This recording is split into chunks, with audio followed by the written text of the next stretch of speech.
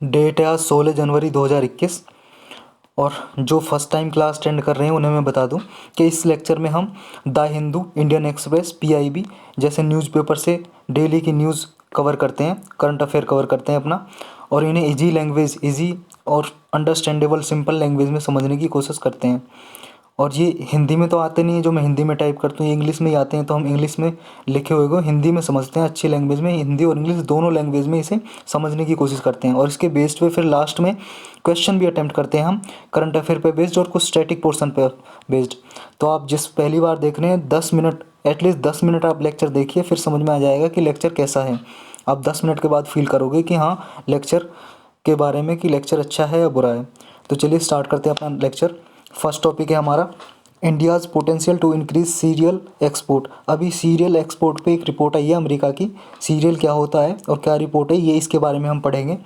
PMKVY ये 3.0 क्या है, इस योजना को पढ़ेंगे। ये एक योजना है गवर्नमेंट की, कौन सी योजना है, क्या इसमें रूल्स हैं, क्या किस लिए है, सारा इसमें देखेंगे। Supreme courts view on pollution in Yamuna.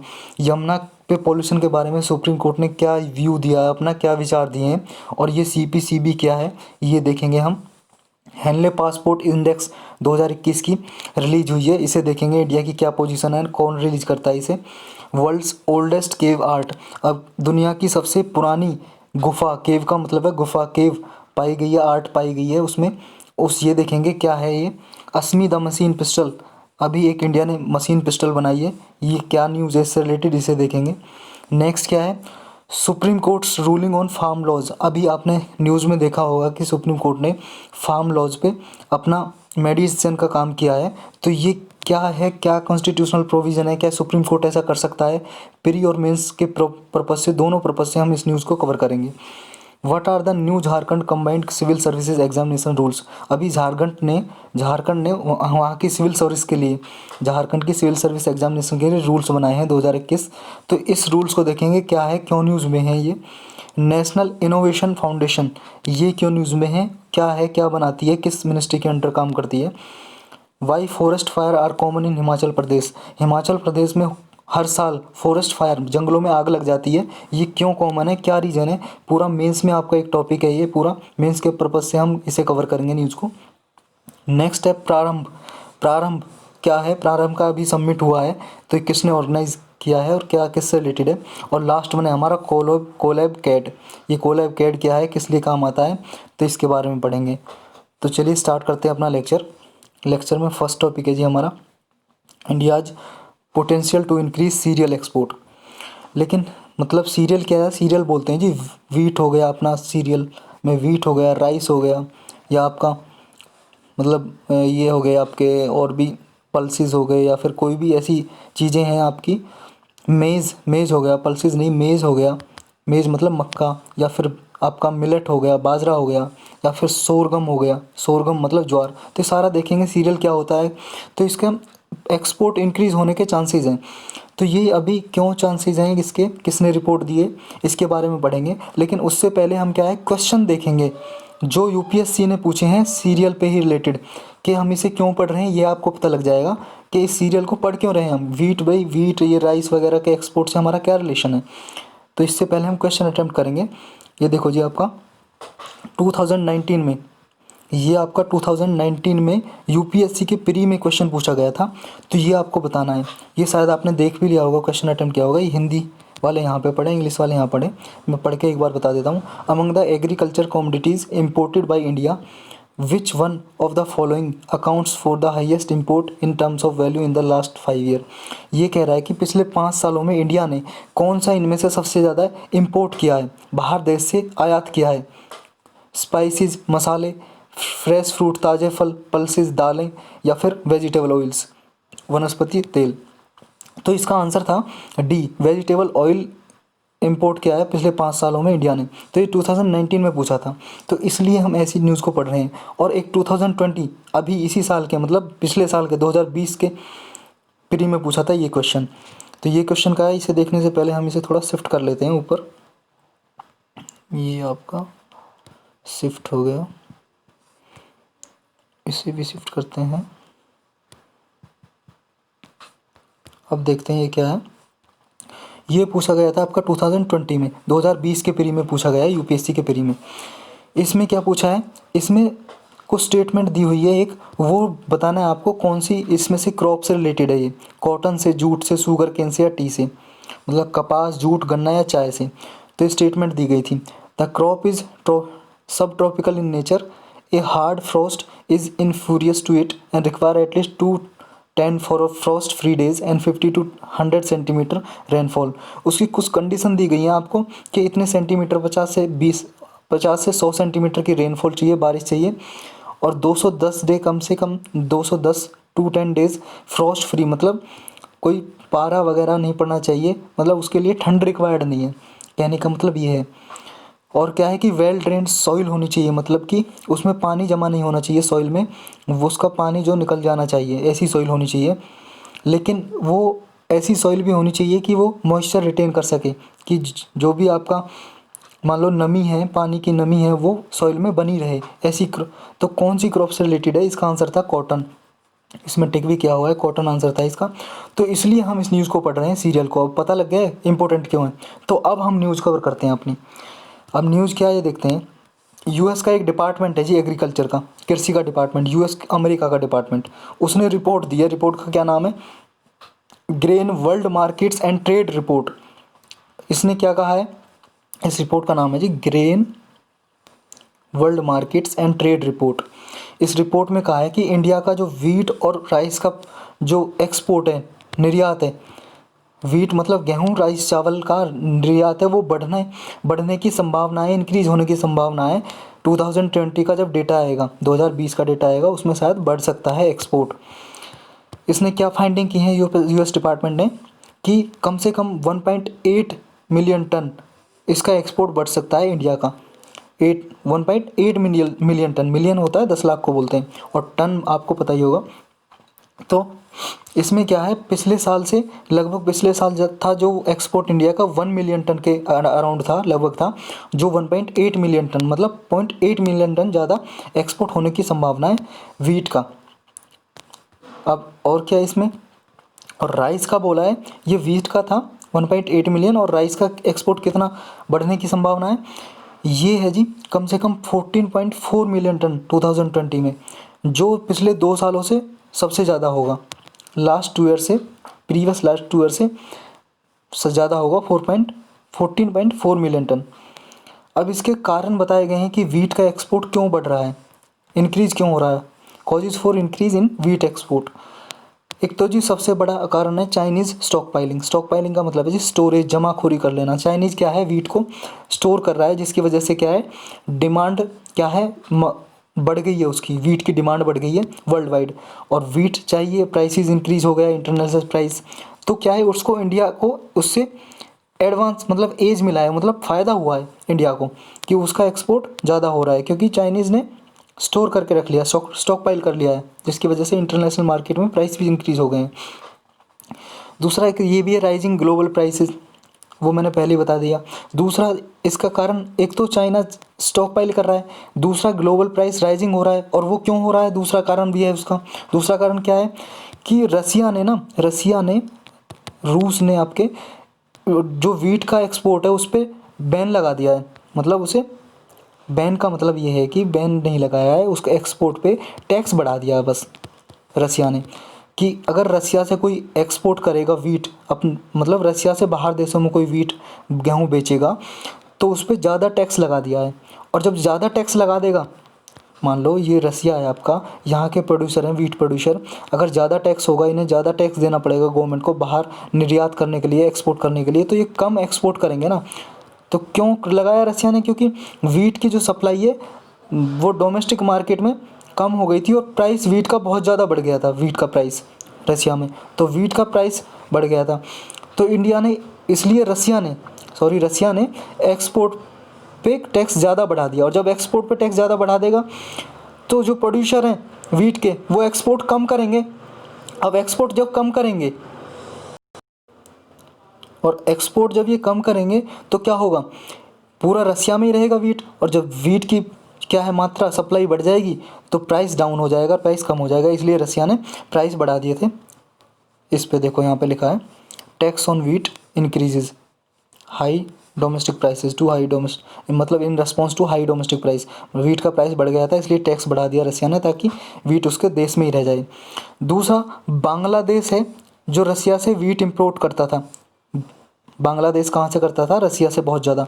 लेकिन अब रसिया ने तो बैन मतलब टैक्स लगा दिया एक्सपोर्ट पे, तो वहाँ के जो प्रोड्यूसर है वो एक्सपोर्ट कर नहीं रहे हैं, एक्सपोर्टर। तो अब इंडिया यही इसके लिए एक ऑप्शन बचता है बांग्लादेश के लिए, तो इंडिया का जो वीट है बांग्लादेश भी इंपोर्ट कर रहा है। एक ये रीज़न हो गया इंडिया का जो एक्सपोर्ट बढ़ रहा है वीट का। दूसरा क्या है कि जो इंटरेस्ट रेट है इंडिया में वो कम हो गए हैं, मतलब जी जो बैंक से क्या है बोरो करते हैं उस पर इंटरेस्ट रेट देना पड़ता है, ब्याज वो कम हो गया है, जिसकी वजह से पैसा ज़्यादा लेंगे तो ज़्यादा इन्वेस्टमेंट करेंगे तो क्या होगा? वीट के प्रोडक्शन में ज़्यादा करेंगे, वीट के प्रोक्योरमेंट में ज़्यादा इन्वेस्टमेंट करेंगे, तो इसकी क्या है एग्रीकल्चर जो कमोडिटी है मार्केट में ज़्यादा आएंगी, उन पे ज़्यादा इन्वेस्टमेंट होगा, investment into agree commodity market में। और दूसरा क्या है? दूसरा आपका यही है कि कोविड-19 की वजह से और भी देशों ने, यूएसए ने, रसिया ने भी अपने इंटरेस्ट रेट रिड्यूस कर दिए हैं। जैसे बैंक ऑफ इंग्लैंड है, इंग्लैंड का बैंक है जिसने करंट बैंक रेट ही कर दिए 0.1% तक। दूसरा आरबीआई ने भी अपनी जो रीपरचेजिंग रेट है, मतलब रेपो रेट उसको भी 4% कर दिया है। इसकी वजह से भी ये कारण है। अब राइस के एक्सपोर्ट के देख लेते हैं का क्या कारण है, कॉजेज फॉर राइस एक्सपोर्ट क्या है। एक तो देखो इम्पैक्ट ऑफ ड्रॉट का मतलब है जी सूखा। देखो वर्ल्ड में चाइना, इंडिया, थाईलैंड, वियतनाम ये एक्सपोर्ट करते हैं वीट, लेकिन अभी क्या है थाईलैंड और वियतनाम में ड्रॉट कंडीशन क्रिएट हो गई, ड्रॉट सूखा पड़ी है मतलब 2020 में। तो उससे क्या राइस का प्रोडक्शन है, जो राइस का उत्पादन होता है चावल का, वो घट गया है, जिसकी वजह से इंडिया को फ़ायदा हुआ है, इंडिया एक्सपोर्ट ज़्यादा कर रहा है। दूसरा बांग्लादेश में डिमांड बढ़ गई है, किसकी? चावल की, राइस की, इस वजह से भी बढ़ा है। दूसरा एक इसमें ये कारण तो हो गए। दूसरा क्या है कि हम अब चैलेंजेस देखेंगे कि क्या क्या चुनौतियां हैं राइस के एक्सपोर्ट में, मतलब इन एक्सपोर्ट जो राइस हो रहा है, राइस और वीट का, इसमें क्या क्या पोटेंशियल चैलेंज हो सकते हैं, चुनौतियां हो सकती हैं। एक तो जी ये है कि गवर्नमेंट का जो एमएसपी है, मिनिमम सपोर्ट प्राइस है, वो कॉम्पिटिटिव नहीं है, मतलब कि बहुत ज़्यादा है इस, और वर्ल्ड मार्केट के हिसाब से देखें तो हम कितना है 19,750 पर टन। टन का मतलब जी 1000 किलो को बोलते हैं, 1000 किलोग्राम, 1000 किलोग्राम मतलब 1 टन। तो लगभग 1 किलोग्राम का प्राइस हो गया 19.75 पर केजी, ये इस तरह प्राइस हो गया। तो ये नॉन कॉम्पिटिटिव है। दूसरा क्या है कि जो भी मान लो एक्सपोर्ट करेगा यहाँ से, इतने प्राइस पे ख़रीदेगा माल, फिर उसकी क्लीनिंग कराएगा, बैगिंग कराएगा, मतलब बैग में पैकिंग, लोडिंग और फिर ट्रांसपोर्टेशन का खर्चा, तो बहुत ज़्यादा खर्चा आ जाता है इस ये करने में। एक तो ये चैलेंज हो गया। दूसरा चैलेंज क्या हो गया कि दूसरा चैलेंज यही है कि आपका एक आपके राइस और इनके प्रोडक्शन में क्या है कि बहुत ज़्यादा डिफ़िकल्टीज आती हैं प्रोडक्शन में, राइस के, वीट के में। और इनकी जो आपका इनपुट प्राइस है, कॉस्ट प्राइस है, इनपुट कॉस्ट प्राइस है, मतलब जो राइस और वीट कल्टीवेट करने में क्या है कि बहुत ज़्यादा खर्चा होता है इंडिया में, उसकी वजह से प्राइस हाई रहते हैं। क्योंकि जब ज़्यादा इनपुट कॉस्ट लगेगी तो ज़्यादा प्राइस में बेचेगा वे तो फार्मर, और क्या है कि गवर्नमेंट को भी प्राइस उसी हिसाब से तय करने होते हैं। तो ये भी एक चैलेंजेस है। दूसरा इसके सॉल्यूशन क्या हो सकते हैं? सॉल्यूशन ये बताया जाए इस रिपोर्ट में कि इसके जैसे उत्तर प्रदेश, यूपी, बिहार, गुजरात, महाराष्ट्र से क्या है कि वहाँ से एमएसपी से बिलो पे प्रोक्योर किया जाए, मतलब जो क्या है राइस वीट को जो एमएसपी गवर्नमेंट तय करती है उससे कम में ख़रीदा जाए। अभी गवर्नमेंट क्या है वहाँ से बहुत कम में ख़रीदती है। तो ये एक सॉल्यूशन बताया गया। अब इसके सिग्निफिकेंस क्या हो सकते हैं जी? और देखो सिग्निफिकेंस यही है जी, इसके सिग्निफिकेंस का मतलब है जी इम्पोर्टेंस, कि एक्सपोर्ट्स बेनिफिशियल हो सकता है इंडिया के लिए, डोमेस्टिक प्रोडक्शन के लिए, राइस और वीट के लिए। कैसे? क्योंकि ये पिछले साल से जो लगभग दोनों का प्रोडक्शन ये था, जैसे एक 107.59 मिलियन टन, उससे बढ़ के 118.43 मिलियन टन हो गया है। ये आपको याद करने की कोई ज़रूरत नहीं है, बस इतना लगा लेना कि लास्ट टाइम से प्रोडक्शन राइट और मतलब वीट और राइस का प्रोडक्शन बढ़ गया है लास्ट ईयर से। दूसरा इसकी क्या सिग्निफिकेंस है? जो आपके जो गवर्नमेंट एजेंसीज हैं उन्होंने भी पिछले साल से ज़्यादा प्रोक्योर किया, ज़्यादा मतलब राइस और वीट को ख़रीदा है। अब सीरियल के जो एक्सपोर्ट है उसके बारे में थोड़ी मतलब न्यूज़ पढ़ लेते हैं कि सीरियल का एक्सपोर्ट है वो किस किस मतलब राइस, वीट, आपके मेज़ में से सबसे ज़्यादा किस में होता है एक्सपोर्ट, क्योंकि ये स्टेटमेंट में आपका बहुत इंपॉर्टेंट क्वेश्चन बन सकता है। इंडिया एक तो one of the largest producer है और एक्सपोर्टर भी है सीरियल प्रोडक्ट का। मतलब कि याद रखना है कि सीरियल का लार्जेस्ट नहीं है, वन ऑफ द लार्जेस्ट, मतलब जो सबसे ज़्यादा प्रोड्यूस और एक्सपोर्ट करते हैं, पैदा करते हैं और निर्यात करते हैं, उनमें से एक है इंडिया भी पूरे वर्ल्ड में। सीरियल क्या क्या आती है इनमें इंपॉर्टेंट क्रॉप, एक तो आपकी वीट हो गई, गेहूँ, पैडी हो गई, चावल हो गया, सोरगम ज्वार को बोलते हैं जी, मिलट बाजरा, बार्ले जौ, मेज़ मक्का जिसे आप पॉपकॉर्न बनते हैं आपके मेज़। इसमें 2008 में क्या है, इंडिया ने एक्सपोर्ट पे राइस और वीट के पे इम्पोज कर दिया था बैन। बैन क्यों लगा दिया, प्रतिबंधित क्यों कर दिया था एक्सपोर्ट पे, क्योंकि डोमेस्टिक नीड की वजह से, क्योंकि हमारे घर मतलब डोमेस्टिक का मतलब है हमारी कंट्री में क्या है डिमांड ज़्यादा बढ़ गई थी, इसलिए एक्सपोर्ट पे बैन लगा दिया था। इसकी वजह से क्या है ग्लोबल मार्केट में डिमांड बहुत ज़्यादा बढ़ गई थी और उससे हुआ क्या, हमारा जो राइस है उसका जो चावल है हमारा बासमती और नॉन बासमती, पूरे वर्ल्ड वाइड डिमांड है हमारे राइस की। और सबसे ज़्यादा कहाँ पे होता है ये देखेंगे, लेकिन जो राइस है हमारा बासमती और चाहे वो नॉन बासमती, ये सबसे ज़्यादा जितने भी सीरियल एक्सपोर्ट करते हैं ना हम, चाहे वीट करते हो, गेहूँ, चाहे राइस करते हो, चाहे मेज़ करते हो, मक्का, तो उन सबसे ज़्यादा उनमें से राइस को एक्सपोर्ट करते हैं लगभग 95.7%। तो ये याद रखना आपको, सबसे ज़्यादा सीरियल एक्सपोर्ट किसका होता है, इन अनाजों में से सबसे ज़्यादा राइस का होता है लगभग 95.7%। और उसके बाद होता है तो सारी कॉमोडिटियों का 4.3% शेयर ये केवल। तो ये इंपॉर्टेंट है, आपको ये याद रखना है कि सबसे ज़्यादा राइस का होता है सीरियल में से, सीरियल मतलब सारे जितने अनाज हैं उनमें से सबसे ज़्यादा एक्सपोर्ट राइस का होता है। और 2019-20 का डेटा है ये आपका ड्यूरिंग द ईयर ऑफ 2019-20 का, जिसमें सबसे ज़्यादा राइस का हुआ है। अब इसमें से भी जो मेजर डेस्टिनेशन है वीट के, वीट सबसे ज़्यादा कौन इंपोर्ट करता है हमसे, एक तो जी आपका नेपाल हो गया, एक क्या हो गया बांग्लादेश हो गया, यूएई हो गया, सोमालिया हो गया, ये कंट्री वीट हमारा गेहूँ, इंडिया का गेहूँ इंपोर्ट करते हैं अपने देश में। और बासमती राइस कौन कौन सी कंट्री करते हैं सबसे ज़्यादा, बासमती राइस का ये जी, ये है नॉन बासमती राइस का, नेपाल, बेनिन, यूएई और सोमालिया, ये नॉन बासमती राइस सबसे ज़्यादा इंपोर्ट करते हैं अपने देश में। और बासमती राइस सबसे ज़्यादा Iran, Saudi Arabia, Iraq, UAE, सोचो ये हमारे देश का बासमती राइस खाते हैं जो हम यहाँ पे ग्राउंड करते हैं। तो इससे रिलेटेड यही न्यूज़ थी। अब चलते हैं अपनी नेक्स्ट न्यूज़ पे। नेक्स्ट है जी हमारी PMKVY, ये क्या है, प्रधानमंत्री कौशल विकास योजना 3.0, इसलिए इसका तीसरा फेज़ लॉन्च किया जा रहा है, वो अभी लॉन्च किया जाएगा बहुत जल्दी, इसलिए न्यूज़ में है। वो लगभग 600 डिस्ट्रिक्ट में लॉन्च किया जाएगा ये प्रधानमंत्री कौशल विकास योजना का।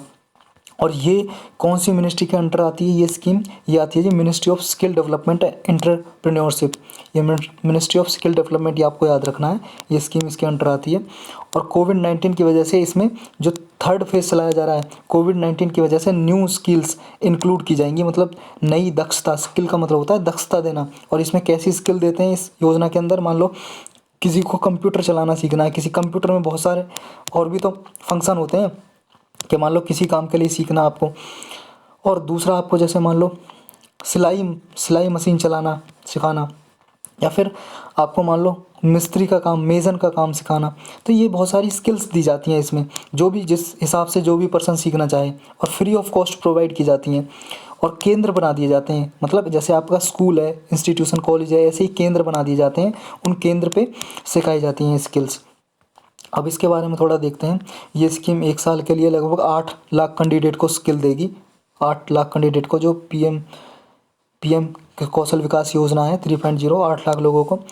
और दूसरा इसमें देखो ये केंद्र बनाए जाएंगे, प्रधानमंत्री कौशल केंद्र, लगभग 729 केंद्र बनाए जाएंगे।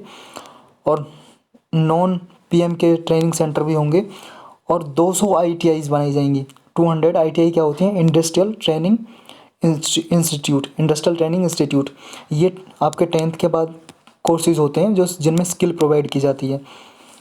और क्या किए जाएंगे इसमें, दूसरा ये है कि जो भी आपके जो फर्स्ट फेज़ हुआ था इस स्कीम का, इस योजना का, और सेकंड फेज़ उससे आगे इम्प्रूव किया जाएगा, न्यू वर्जन किया जाएगा। क्यों, क्योंकि कोविड-19 की वजह से जो भी प्रॉब्लम आई है, ऐसी स्किल्स भी प्रोवाइड की जाएंगी ताकि वो आगे फ्यूचर में अब जॉब हासिल कर सकें।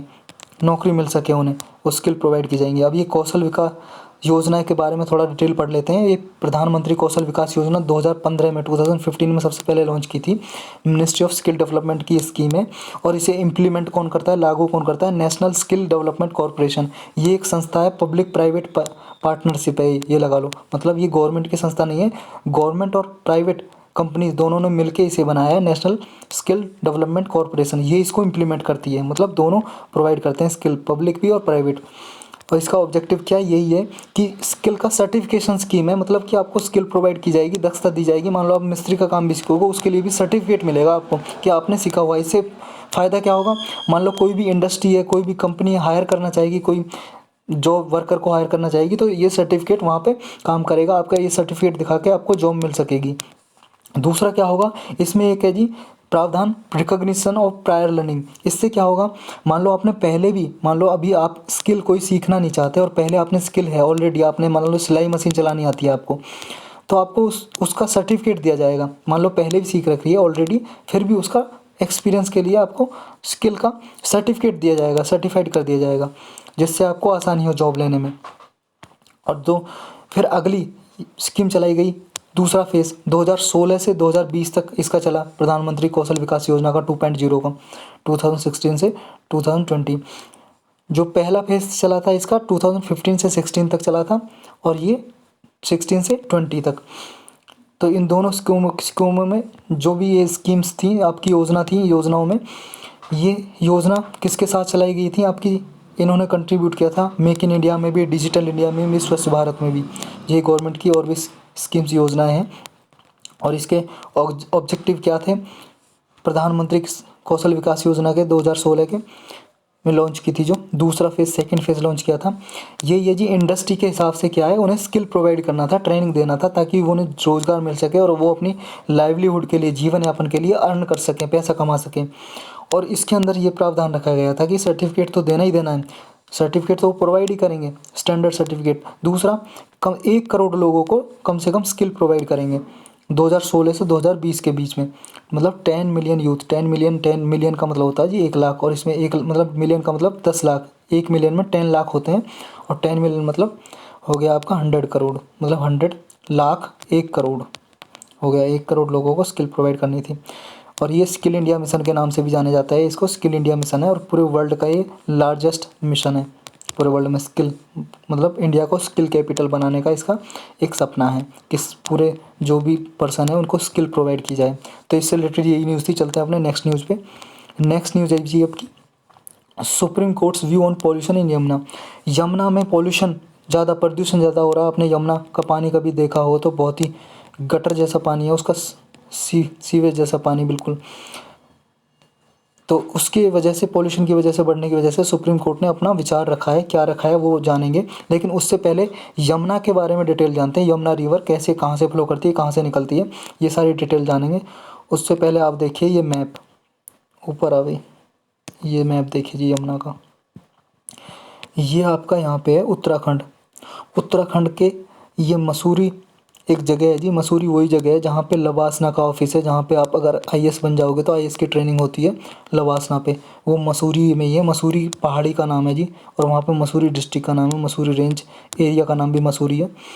वहाँ पे एक जगह है बंदरपूछ पीक, मान लो जी आपकी ये है मसूरी रेंज, मसूरी की पहाड़ी, और इसके ऊपर पीक है, एक पीक बोलते हैं, एक चोटी, उसको बंदरपूछ बोलते हैं, बंदरपूछ। और यहाँ पे बंदरपूछ जो पीक है, इस पे है यमुनोत्री ग्लेशियर्स। ग्लेशियर्स का मतलब है माउंटेन ऑफ आइस, ग्लेशियर मतलब बर्फ़ का पहाड़ सा बना हुआ है। वहाँ से इससे निकलती है यमुनोत्री ग्लेशियर से ये रिवर, और ये है उत्तराखंड में। यहाँ पे, यहाँ से निकल के ये आती है फिर आपके यूपी में, यूपी और हरियाणा बॉर्डर से निकलते हुए, दिल्ली से निकलते हुए, ये आपका देखो न्यू दिल्ली आ गया साइड में, और यहाँ पे के मिल जाती है इलाहाबाद में गंगा से। ये गंगा रिवर आ रही है आपकी, गंगा में मिल जाती है। ये पेन चेंज कर लेते हैं, और गंगा में इलाहाबाद में मिलती है। इलाहाबाद का अब तो नाम चेंज हो गया है जी, प्रयागराज बोलोगे अब तो, प्रयागराज, प्रयागराज कर दिया गया है यूपी गवर्नमेंट ने। मैंने पहले ही अपने लेक्चर में बताया था, अगर किसी स्टेट में सिटी का नाम चेंज करना है, डिस्ट्रिक्ट का नाम चेंज करना है, वो स्टेट कर सकता है। और अगर स्टेट का नाम चेंज करना है वो सेंट्रल गवर्नमेंट ही कर सकती है। तो इसका प्रयागराज नेम चेंज कर दिया यूपी गवर्नमेंट ने। तो प्रयागराज में मिल जाती है यमुना। और यमुना की बहुत सारी ट्राइब्यूटरीज हैं। ये चंबल हो गई आपकी, ये हो गई सोन हो गई, सिंध हो गई, ये आपकी केन, बेतवा, ये सारी यमुना की ट्राइब्यूटरीज हैं। तो अब यमुना के बारे में देखते हैं कहाँ कहाँ से निकलती है। थोड़ा इसके बारे में मैप पे समझा। अब थोड़ा क्या लिखा है ये भी देखते हैं। देखो यमुना रिवर का सोर्स कहाँ पे है। ये बंदरपूछ पीक है मसूरी रेंज में, मसूरी की पहाड़ी में, लोअर हिमालयाज में आता है ये। और उत्तराखंड में उत्तरकाशी डिस्ट्रिक्ट में है ये। उत्तरकाशी ज़िला है जिसमें मसूरी रेंज मतलब पहाड़ी है, उस पर एक पीक है। ये पहाड़ी है मतलब मसूरी रेंज, उस पर पीक है, चोटी बंदरपूछ, वहाँ पे ग्लेशियर है यमुनोत्री, वहाँ से निकलती है ये रिवर। और गंगा की ट्राइब्यूटरीज है मतलब सहायक नदी। और ये प्रयागराज में मिल जाती है गंगा में, ये मैं बता ही चुका हूँ। कौन कौन से स्टेट में फ्लो करती है ये आपकी, ये भी बता चुका हूँ। उत्तराखंड, यूपी, हरियाणा, हिमाचल। हिमाचल प्रदेश नहीं है जी इसमें, हिमाचल प्रदेश कहाँ से आ गया, उत्तर प्रदेश है ये उत्तर प्रदेश है जी, तो यूपी लिख लेना इसको। इसकी लेंथ कितनी है, 1376 किलोमीटर लगभग। और इस पर कुछ इंपॉर्टेंट डैम बने हुए हैं। एक डैम तो है आपका लखवार व्यासी डैम, लखवार व्यासी डैम उत्तराखंड में है। एक ताजेवाला बैरेज डैम है हरियाणा में, ताजेवाला बैरेज डैम और लखवार व्यास, दो डैम इस पर इम्पोर्टेंट बने हुए हैं। और इसकी इम्पोर्टेंट ट्राइब्यूटरीज मतलब सहायक नदियाँ जो जो आके इसमें मिलती हैं, चंबल, सिंध, बेतवा, केन, टोंस, हिंडौन, ये मिलती हैं आगे इसमें। अब पढ़ते हैं अपनी न्यूज, इससे रिलेटेड न्यूज़ क्या है। अभी सुप्रीम कोर्ट ने स्यूमोटो क्या है, इससे व्यू स्यूमोटो कॉग्निजेंस लिया, मतलब अपने आप। स्यूमोटो का मतलब होता है ऑन इट्स ओन, जब अपने आप से कोई भी इश्यू डायरेक्शन इशू करे सुप्रीम कोर्ट। तो पॉल्यूशन से रिलेटेड इसके क्या है, पॉल्यूशन बहुत ज़्यादा बढ़ गया है। इस अभी क्या है, पिटीशन लगाई थी दिल्ली जल बोर्ड ने, पहले इसके बारे में, पॉल्यूशन के बारे में दिल्ली जल बोर्ड ने पिटीशन लगाई थी सुप्रीम कोर्ट में कि हरियाणा से बहुत ज़्यादा पॉल्यूटेंट्स डिस्चार्ज होते हैं यमुना रिवर में, हरियाणा से। क्योंकि हरियाणा में सोनीपत में कंपनियां बनी हुई हैं, वहाँ से वो कचरा वगैरह, कूड़ा वगैरह डिस्चार्ज करते हैं इसमें, मतलब इसमें छोड़ देते हैं रिवर में। इससे पहले एक 2017 का केस है, 2017 का सुप्रीम कोर्ट का केस का नाम क्या है, पर्यावरण सुरक्षा समिति versus union of India case.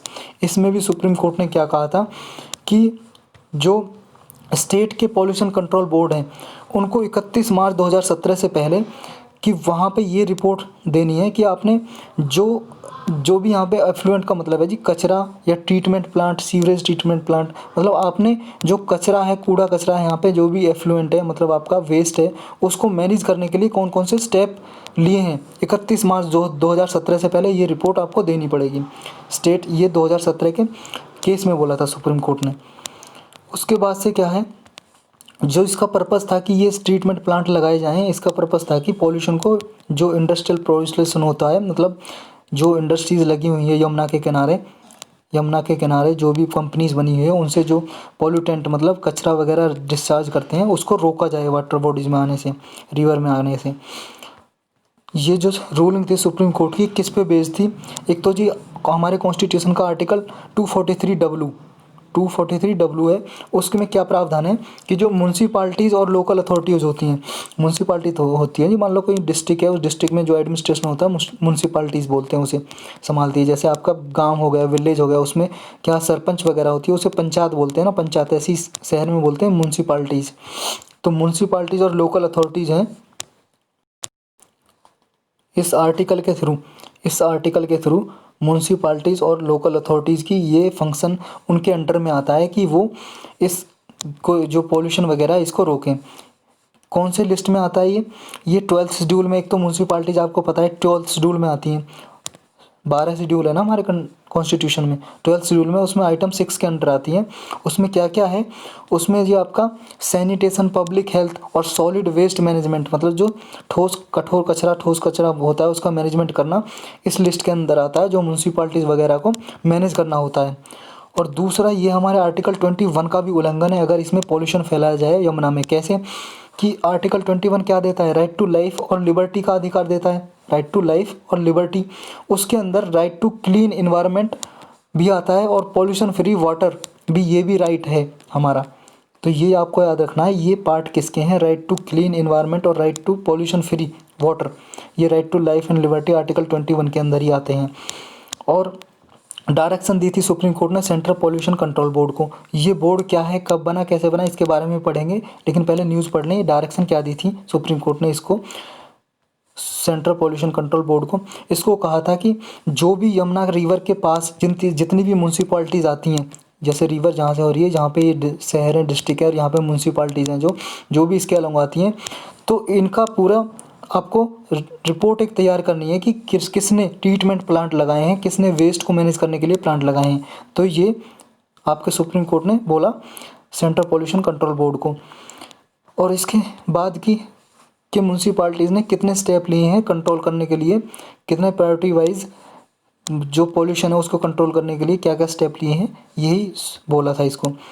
अब कॉजेज क्या हैं यमुना में पॉल्यूशन के, ये जान लेते हैं कि किस कारण से पॉल्यूशन प्रदूषण होता है। एक तो जी इंडस्ट्रियल पॉल्यूशन, मतलब कंपनी से जो पॉल्यूशन होता है, मैंने बता दिया। इसके क्या है कि यमुना के हरियाणा, मतलब यमुना के किनारे पे, मतलब हरियाणा से भी फ्लो करती है।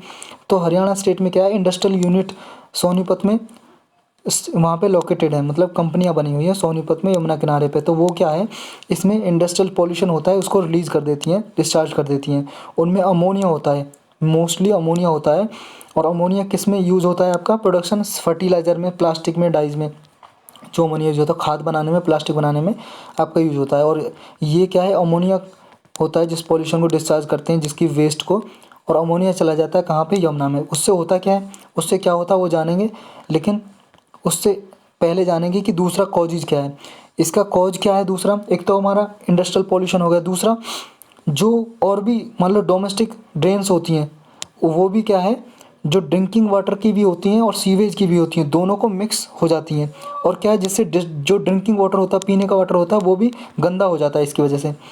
दूसरा क्या होता है इससे, आप जानते हैं ये अमोनिया का अगर राइजिंग होता है अमोनिया का, मान लो अमोनिया बढ़ जाता है वाटर में, रिवर वाटर में, इससे क्या प्रभाव पड़ता है, इससे प्रभाव पड़ता है कि अगर अमोनिया ज़्यादा बढ़ जाएगा तो पानी में ऑक्सीजन की डिमांड को घटा, मतलब ऑक्सीजन को घटा देगा।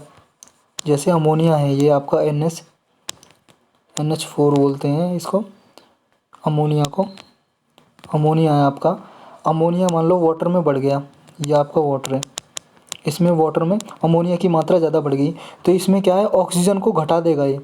जब ऑक्सीजन को रिड्यूस हो जाएगा, ऑक्सीजन रिड्यूस हो जाएगा O2, तो इससे क्या होगा, BOD बढ़ जाएगा, BOD इंक्रीज हो जाएगा। BOD क्या है, बायोकेमिकल ऑक्सीजन डिमांड, मतलब जो भी यहाँ पे जीव रहते हैं ना, ऑर्गेनिज्म रहते हैं वाटर में, उनकी ऑक्सीजन की डिमांड है, मांग बढ़ जाएगी ना, क्योंकि ऑक्सीजन रिड्यूस हो गया है, उन्हें ऑक्सीजन चाहिए, तो क्या है, BOD बढ़ जाएगी, इंक्रीज हो जाएगी।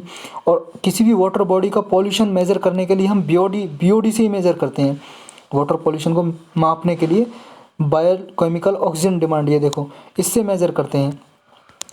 अब अगर अमोनिया की मात्रा वाटर में 1 ppm से ज़्यादा है तो वो क्या है, फिशेज़ को भी मार सकता है, मछलियाँ जो, उनको भी पानी में मार सकता है। ये 1 ppm क्या है, ये जी पार्ट पर मिलियन, मतलब मिलियन का मतलब 10 लाख, 10 लाख का मतलब एक पार्ट, 1 मिलियन, 1 पार्ट पर मिलियन।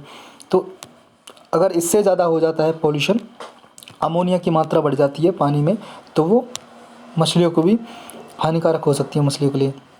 दूसरा, अगर 1 ppm से ज़्यादा हो सकता है ड्रिंकिंग वाटर में भी, तो क्या है, जो वाटर है, हम जो पीते हैं, वो जो मैन है, अगर आदमी पी रहा है, ह्यूमन पी रहा है कोई भी, तो उसके इंटरनल ऑर्गन होते हैं, मतलब लोग, उनको भी हानि पहुंचा सकता है, डैमेज कर सकता है।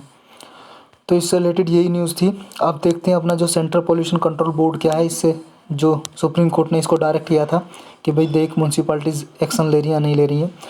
तो ये एक बार पूछा भी गया है UPSC के पेपर में, शायद 2017 में इससे रिलेटेड क्वेश्चन पूछा गया था, NGT और CP से रिलेटेड। तो ये क्या है, एक स्टैट्यूटरी ऑर्गेनाइजेशन है, क्योंकि एक्ट के थ्रू बनाई गई थी। कौन सा एक्ट है, वाटर एक्ट 1974 का एक्ट है, जिसके थ्रू बनाई गई थी। और ये ministry of environment and forest and climate change के अंडर आती है, ये याद रखना है, मिनिस्ट्री ऑफ इन्वायरमेंट के अंडर काम करता है सेंट्रल पॉल्यूशन कंट्रोल बोर्ड। और स्टैट्यूटरी बॉडी है, क्योंकि एक्ट के थ्रू बनाया है, संवैधानिक संस्था है। वाटर एक्ट याद रखना, वाटर एक्ट के थ्रू। लेकिन बाद में इसे जो एक एक्ट और है, एयर एक्ट 1891 का, उस एक्ट में जो भी फंक्शन और पावर है उसको भी ये परफॉर्म करता है, CPCB।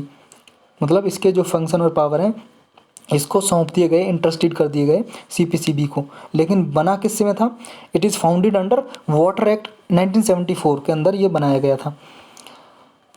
ये मैंने बता ही दिया। इसका हेडक्वार्टर कहाँ पे, न्यू दिल्ली में है जी आपका। ये इससे रिलेटेड न्यूज़ थी। अब चलते हैं अपने नेक्स्ट टॉपिक पे। नेक्स्ट टॉपिक क्या है आपका, नेक्स्ट है जी हेनले पासपोर्ट इंडेक्स 2021। अभी 2021 की ये इंडेक्स जारी की है, हेनले पासपोर्ट इंडेक्स। ये जारी, इसमें इंडिया का कितनी पोजीशन है, इंडिया की रैंक आई है जी 85th, 85 पोजीशन पे है इंडिया। इस इंडेक्स के बारे में जानते हैं। इस इंडेक्स को रिलीज़ कौन करता है, ये किसके बेस पे रिलीज़ की जाती है, ये बेस पे की जाती है जी वर्ल्ड के जो पासपोर्ट है ना जी कंट्री का, वो कंट्री का पासपोर्ट कितने देश में, मान लो ये इंडिया है जी हमारा, इंडिया के पर्सन है, मान लो ये पर्सन है, मतलब इसके पास पासपोर्ट है, तो ये अपने पासपोर्ट से कितनी कंट्रियों में बिना वीज़ा के, वीज़ा फ्री ट्रैवल कर सकता है। मतलब अगर इंडिया का पासपोर्ट किसी के पास है, इंडियन सिटीज़न है, और वो कितने देशों में, फॉरेन कंट्रीज़ में बिना वीज़ा लिए, आपको पता है ना, मान लो एक कंट्री से दूसरी कंट्री में आपको जाना है तो पासपोर्ट बनवाना पड़ता है। अगर विदेश में जाना है तो पासपोर्ट एक डॉक्यूमेंट की तरह है जी, जैसे आपके डॉक्यूमेंट, जैसे आधार कार्ड होता है एक डॉक्यूमेंट, ऐसे ही पासपोर्ट है। पता होगा आपको, जिन्हें नहीं पता है वो सुन लीजिए। पासपोर्ट, मान लो एक कंट्री से, ये एक कंट्री है, इंडिया है, इंडिया से आपको दूसरी कंट्री में जाना है, मान लो यूएस में, तो पासपोर्ट की बनवाना होता है। यूएस से इंडिया में आना होता है तो यूएस के सिटीजन को भी यूएस गवर्नमेंट पासपोर्ट बना के देगी। लेकिन ये तो है जी डॉक्यूमेंट एक, लेकिन अब जाएगा तो वीज़ा भी चाहिए होता है। वीज़ा भी एक डॉक्यूमेंट होता है जो क्या है, मान लो यूएस का एम्बेसडर होते हैं हमारी कंट्रीज़ में, और इंडिया के एम्बेसडर होते हैं यूएस की कंट्रीज़ में, तो ये इनसे ये वीज़ा बना के देते हैं, वीज़ा बना के देते हैं। वीज़ा एक तरह से मान लो एक सर्टिफिकेशन है, एक मतलब परमिशन है कि आपको इस पे लिखा होता है आपको 1 महीने के लिए, 2 महीने के लिए घूमने के लिए या किसी काम के लिए यूएस में रहने की आज़ादी है, घूमने की आज़ादी है। ये डॉक्यूमेंट होता है वीज़ा। तो ये पासपोर्ट इंडेक्स है, हेनले पासपोर्ट इंडेक्स, ये किस पे जारी होती है कि आपका मान लो इंडिया का पासपोर्ट है, ये कितनी कंट्रियों में वीज़ा के बिना जा सकता है, मतलब कितनी कंट्रियों ने वीज़ा फ्री इसे अनुमति दे रखी है। इंडिया का अगर पासपोर्ट किसी के पास है उसके बेस पे ये जारी होता है। और ये बनाई किसने थी, ये एक हेनले एंड पार्टनर ऑर्गेनाइजेशन है जी, इसके चेयरमैन है अभी डॉक्टर क्रिश्चियन एच कालीन।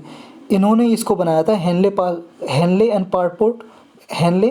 पार्टनर ऑर्गेनाइजेशन है, क्रिश्चियन एच कालीन ने बनाया था, और यही रिलीज करती है इसको, हेनले पासपोर्ट इंडेक्स को। और ये किसके बेस पे करती है, ये एक डाटा क्रिएट करती है जी, ये एक एसोसिएशन है, इंटरनेशनल एयर ट्रांसपोर्ट एसोसिएशन, आईटा।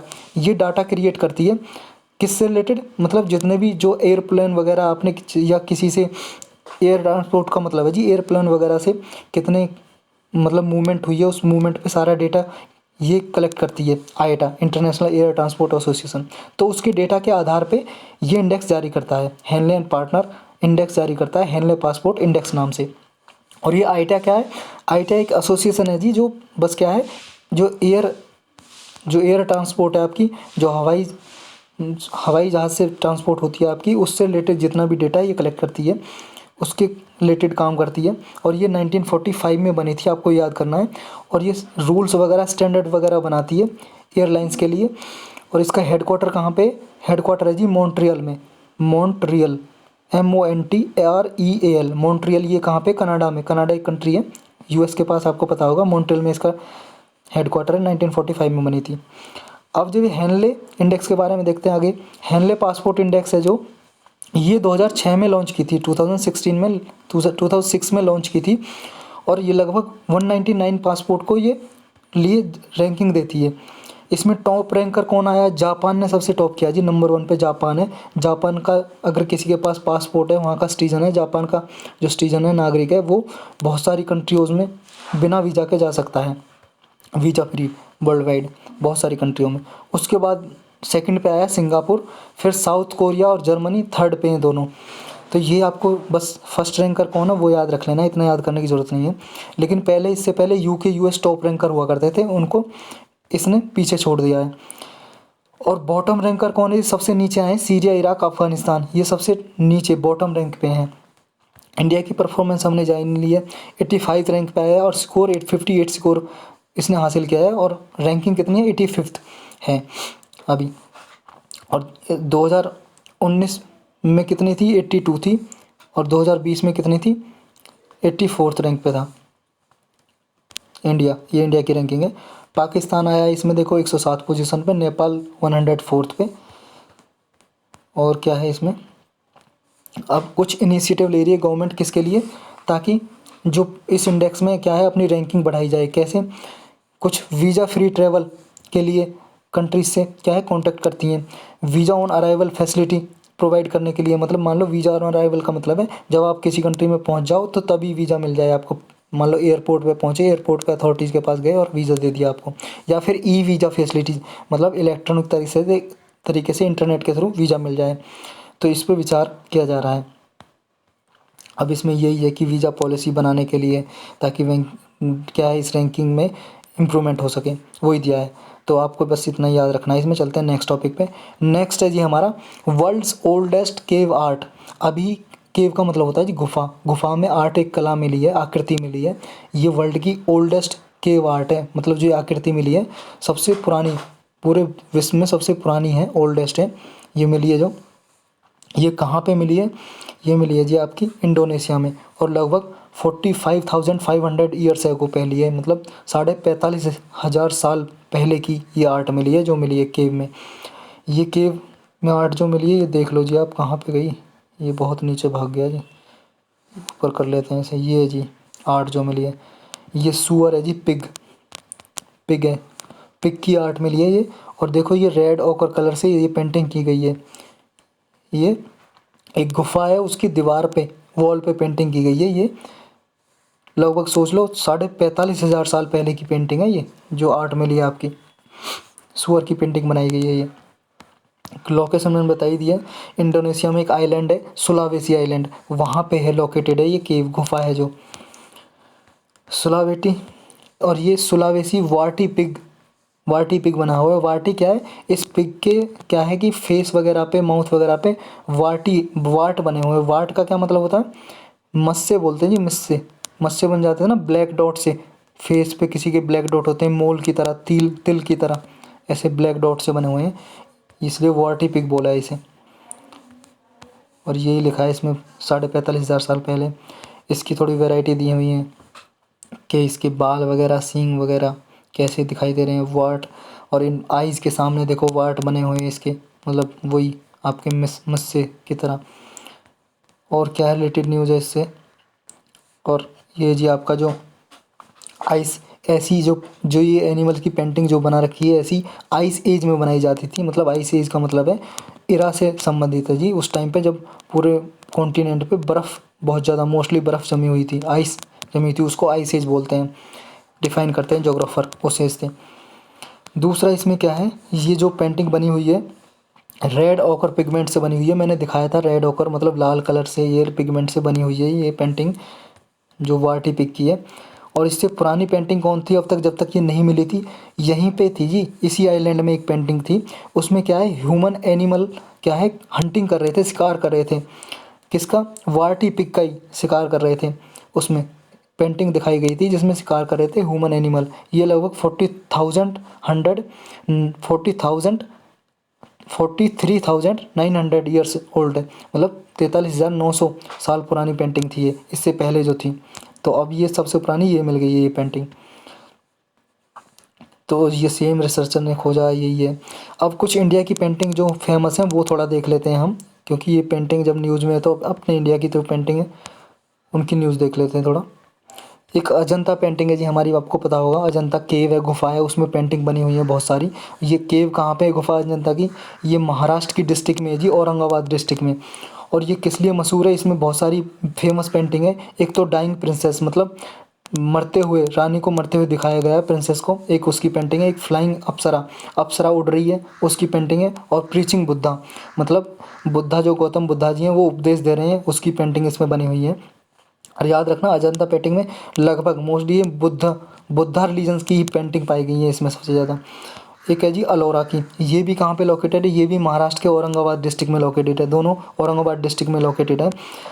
और ये सबसे फेमस किसके लिए है, इसमें कैलाश टेम्पल के लिए फेमस है। कैलाश टेम्पल है जो मोनोलिथिक एक्सकेवेशन है, पूरे वर्ल्ड में लार्जेस्ट मोनोलिथिक टेम्पल है ये कैलाश का। मोनोलिथिक का मतलब है, मोनो का मतलब सिंगल, लिथिक का मतलब स्टोन, एक ही स्टोन से, एक ही पत्थर से काट के ये कैलाश टेम्पल बनाया गया है। और पूरे वर्ल्ड का लार्जेस्ट है कैलाश टेम्पल जो एलोरा में है। और एलोरा में याद रखना हिंदू हो, जैन और बुद्ध तीनों धर्म की पेंटिंग्स मिलती हैं इसमें, डिपिक्ट होता है हिंदू, जैन और बुद्ध तीनों। ये एनसीईआरटी में पढ़ा भी होगा आपने। एक है जी एलिफेंटा पेंटिंग, मतलब केव है, गुफा। ये कहाँ पे आइलैंड, ये जी मुंबई के एलिफेंटा आइलैंड में, ये मुंबई में ये एलिफेंटा केव है आपकी। एक है जी भीमबेटका, भीमबेटका जी एमपी में है। ये विंध्यान जो माउंटेन है, विंध्यान रेंज, ये होशंगाबाद और भोपाल इसके बीच में है भीमबेटका पेंटिंग है जो, ये एमपी में मध्य प्रदेश में आती है। ये इंडिया की लगभग जो सबसे पुरानी पेंटिंग है उनमें से एक पेंटिंग है, one of the oldest painting in India and world. तो पेंटिंग से रिलेटेड यही न्यूज़ थी। अब चलते हैं अपनी नेक्स्ट पे। नेक्स्ट है जी हमारी असमी मशीन गन, मशीन पिस्टल। ये एक पिस्टल बनाई है जी इंडिया ने, इंडिजिनसली डेवलप्ड। कहाँ पे गई, ये देखो जी बहुत नीचे भाग गई है, इसे देखते हैं, ऊपर लेके आते हैं। ये जी पिस्टल जिसका नाम है असमी, असमी का मतलब होता है प्राइड या सेल्फ रेस्पेक्ट। ये मशीन पिस्टल है जी, गन है, देख लिया आपने। और जो ये दिखाई दे रही है ना आपकी, ये यहाँ पे इसे बोलते हैं बैरल, बैरल जो इसकी छोटी सी नली आगे दिखाई दे रही है। और जो ये बैरल है आपकी, जो इसका साइज़ है ये 9 mm का है। मतलब इसमें से बुलेट जो निकलेगी, गोली जो निकलेगी 9 mm की, 9 मिलीमीटर, mm मतलब मिलीमीटर। तो इसलिए फेमस किसके लिए है, इसकी थोड़ी फीचर देखते हैं। देखो इंडिया की ये फर्स्ट इंडिजिनसली 9 mm मशीन है, मतलब 9 mm की जो मशीन पिस्टल है, ये इंडिया ने पहली बार ऐसी पिस्टल बनाई है।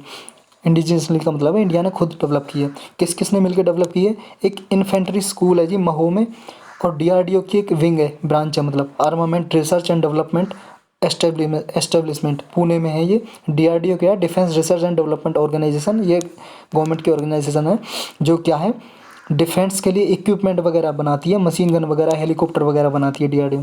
तो उसकी विंग है ये जो आरडीई है, जो पुणे में है। इसने इन्फेंट्री स्कूल महू के साथ मिलकर बनाया है इसको। दूसरा क्या है, ये ऑटोमेटिक पिस्टल होगी, अपने आप सेल्फ लोडिंग हो सकेगी और अपने आप फायर कर सकेगी। इसको असमी का नाम दिया गया है। असमी का मतलब होता है प्राइड, सेल्फ रेस्पेक्ट या हार्ड वर्क, कठिन काम दिया गया है। इसके फीचर क्या है, ये मशीन गन है को मैंने बताई दी, एक तो 9 mm में। दूसरा ये क्या है, 2 किलोग्राम से कम इसका वेट है। दूसरा बैरल जो मैंने दिखाया था, नली इसकी आगे बैरल 8 इंच की बैरल है। और एक बार में 33 राउंड, मतलब एक बार में गोली अगर बटन दबाया 33 राउंड तक इसमें फायर हो सकते हैं।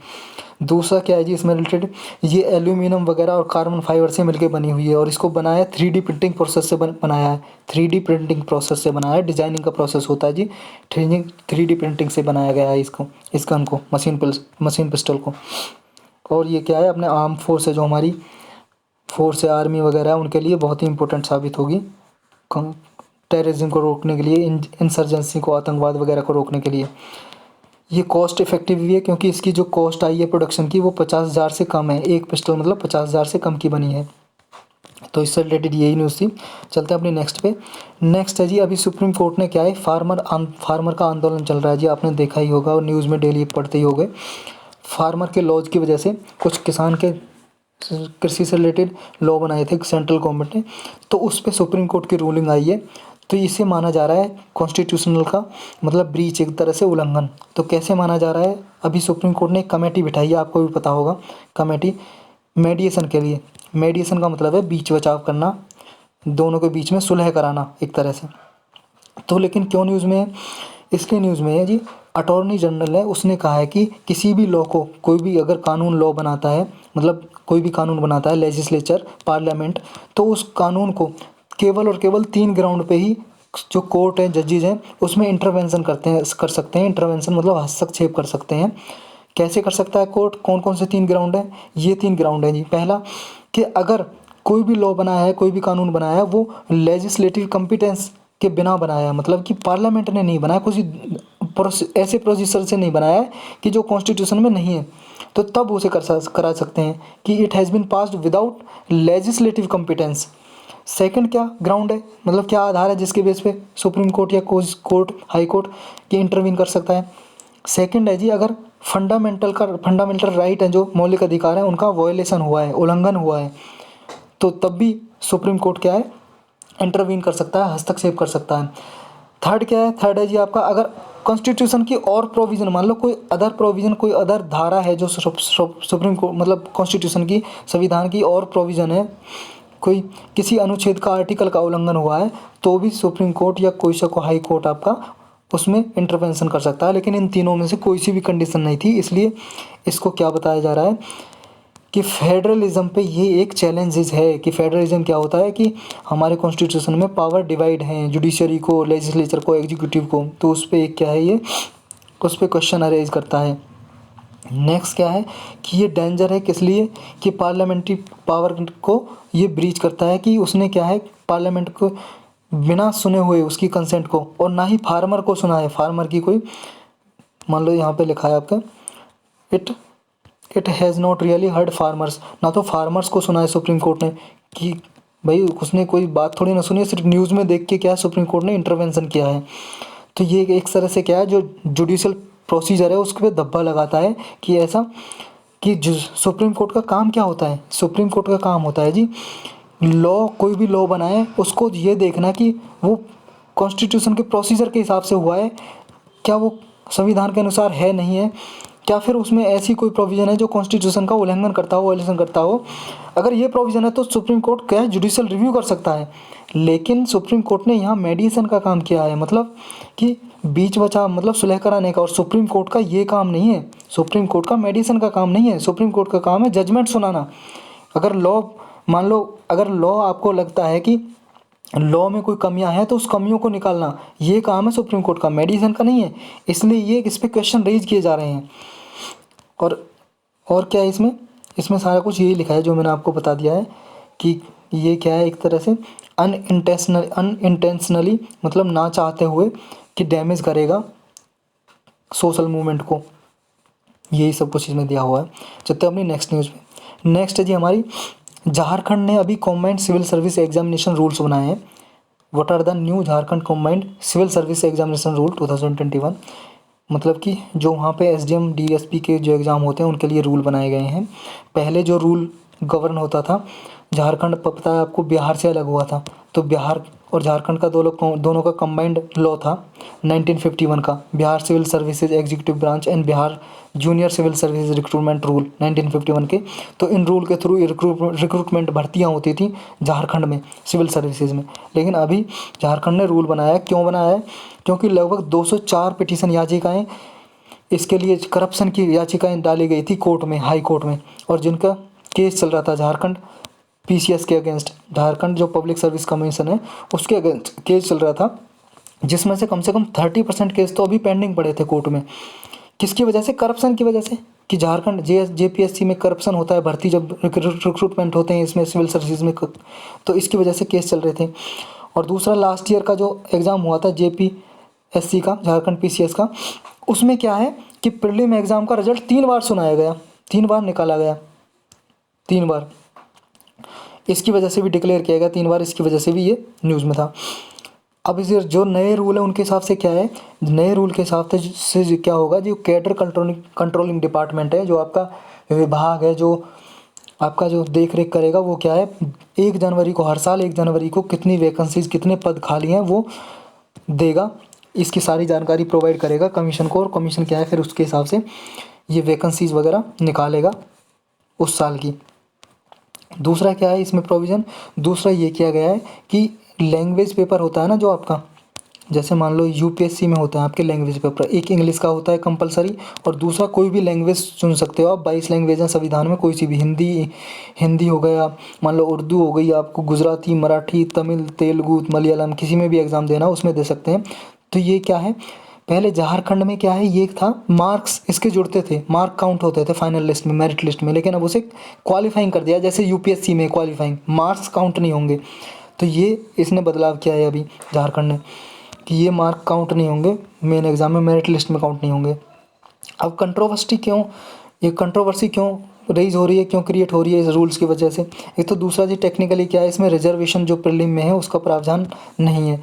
दूसरा क्या है, न्यू रूल्स हैं जो कि जो फाइनल ईयर में अपीयरिंग स्टूडेंट होते हैं ना, एप्लीकेंट, वो एग्ज़ाम नहीं दे सकते। जैसे क्या है यूपीएससी का एग्ज़ाम क्या है, मान लो आप फाइनल ईयर में ग्रेजुएशन के 3rd ईयर में हो, मान लो बीए कर रहे हो, बीए के 3rd ईयर में हो, फाइनल ईयर में, तो भी आप यूपीएससी का एग्ज़ाम दे सकते हो, अपीयरिंग हो जब आप, मतलब अपीयरिंग का मतलब लास्ट ईयर में हो आप, तो भी दे सकते हो। लेकिन इस झारखंड पीसीएस में ये प्रोविज़न नहीं है कि आप जब क्लियर कर लोगे ग्रेजुएशन उसके बाद ही दे सकते हो, फाइनल ईयर में नहीं दे सकते।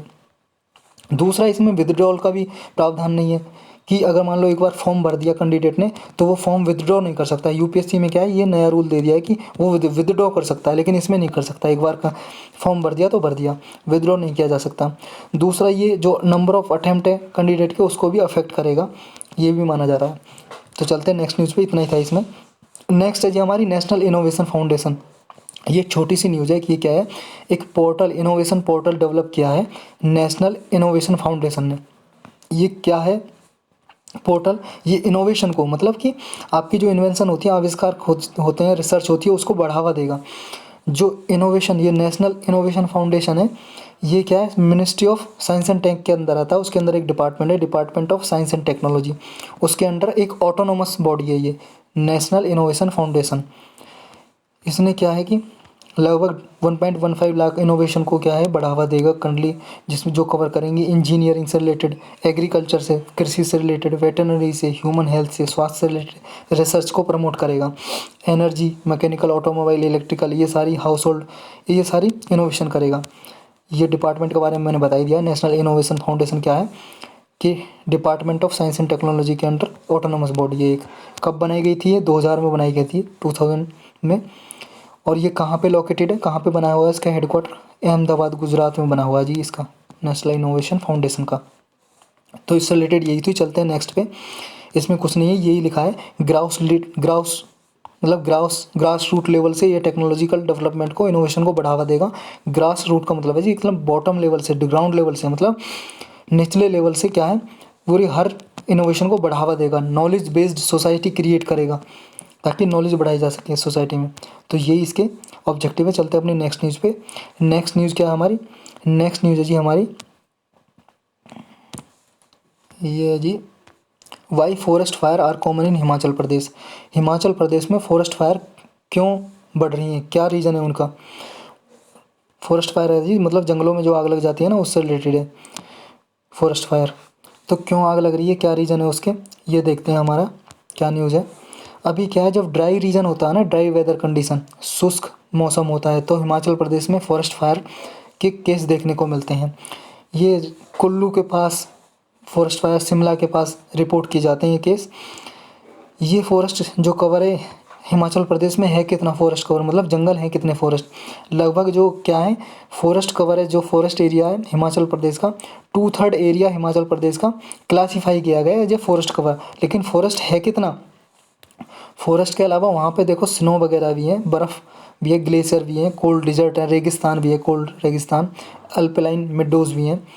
लेकिन जो फॉरेस्ट सर्वे के अनुसार, इंडिया के अनुसार, फॉरेस्ट कवर 28% है टोटल एरिया का हिमाचल प्रदेश में, 28% जितना भी एरिया है।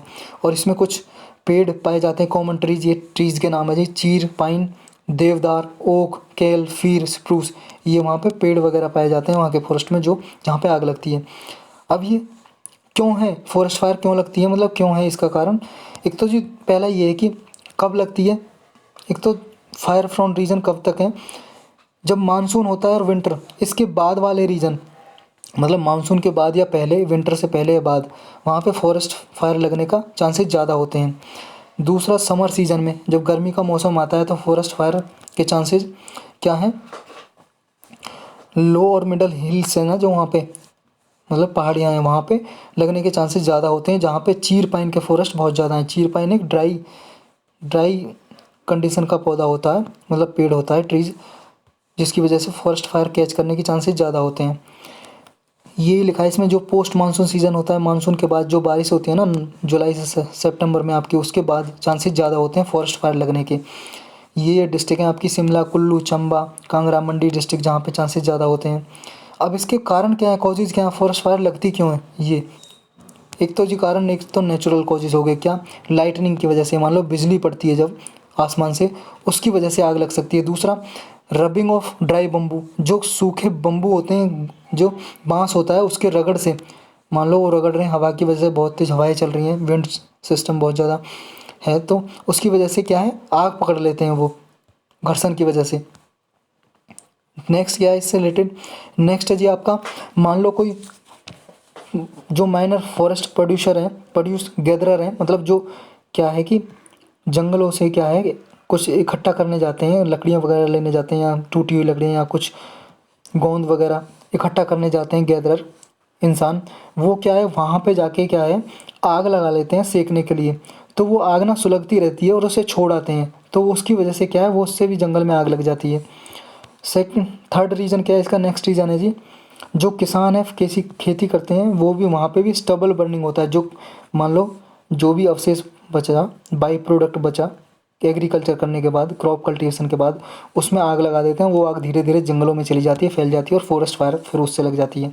नेक्स्ट क्या है, नेक्स्ट है जी आपका, इनके फॉरेस्ट के बीच में इलेक्ट्रिक पोल भी होते हैं, बिजली की तारें जा रही होती हैं, उनसे स्पार्किंग होने के कारण भी यहाँ पे क्या है जो पाइन निडल्स होते हैं, लीव्स होते हैं, पेड़ के पौधे पत्ते, वो क्या आग पकड़ लेते हैं, सूखे पत्ते, उनसे भी आग लग जाती है।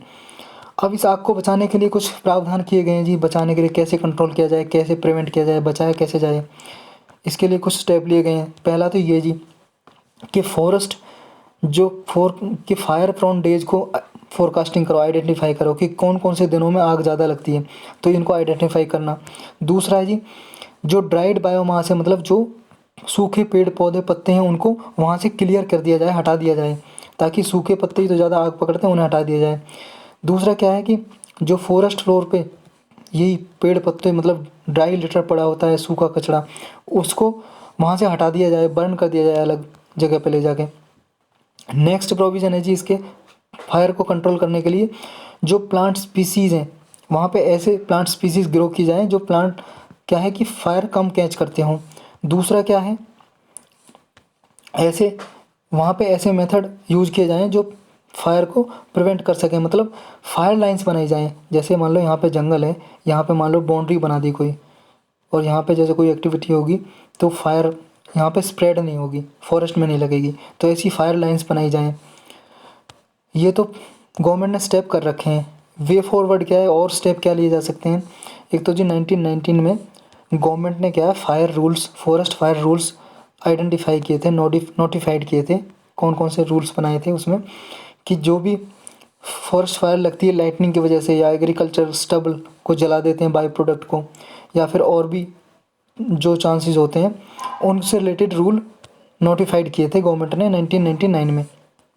और वो क्या थे उसमें, और क्या क्या एक्टिविटीज़ थी कि जो स्टेट का फॉरेस्ट डिपार्टमेंट है वो फायर प्रोटेक्शन के लिए, फायर कंट्रोल यूनिट के लिए एक फायर कंट्रोल यूनिट क्या है डिपार्टमेंट एस्टेब्लिश करे फायर प्रोटेक्शन के लिए। इसमें ये प्रावधान थे। तो इससे रिलेटेड यही न्यूज़ थी हमारी, फॉरेस्ट फायर क्यों लगती है, क्या रीज़न है, क्या स्टेप लिए जा सकते हैं। ये एक मेंस का टॉपिक है आपका, और प्री में भी पूछा जा सकता है। और क्यों आग लगती है इसके रीज़न पूछे जा सकते हैं प्रीलिम में। मेंस का तो आपका टॉपिक बिल्कुल कवर हो जाएगा, बिल्कुल कॉपी पेस्ट कर सकते हो। ये क्या मतलब क्या कंट्रोल करने के लिए क्या स्टेप लिए जाते हैं। तो चलते हैं अपनी नेक्स्ट न्यूज़ पर। नेक्स्ट क्या है जी, नेक्स्ट है जी प्रारंभ से रिलेटेड। प्रारंभ क्या है, प्रारंभ एक समिट हुआ है प्रारंभ नाम से, startup India international summit. Startup India मतलब जो कंपनी वगैरह हैं वो स्टार्ट की गई थी। स्टार्टअप इंडिया एक कैंपेन है जी जो लॉन्च किया था गवर्नमेंट ने। और ये किसने समिट किसने ऑर्गेनाइज किया है, प्रारंभ समिट ये किया है जी department for promotion of industrial and internal trade ने। ये किसके अंदर आता है, ये department of promotion of industry and internal trade, ये ministry of commerce and industry के अंडर आता है, जिसने ये समिट ऑर्गेनाइज किया है। ये स्टार्टअप इंडिया है ना एक इनिशिएटिव, ये एक मान लो आप स्कीम चलाई थी गवर्नमेंट ने 2016 में, तब से ये समिट क्या है ये ऑर्गेनाइज होता है। जो प्रारंभ नाम का समिट है आपका, ये समिट क्या है लार्जेस्ट स्टार्टअप का समिट होगा। जो स्टार्टअप का मतलब है जी नई कंपनी वगैरह शुरुआत करना, तो उनको क्या है बढ़ावा देना, प्रमोट करना, ताकि मैन्युफैक्चरिंग बढ़ाई जा सके अपने इंडिया में। तो उससे रिलेटेड है ये।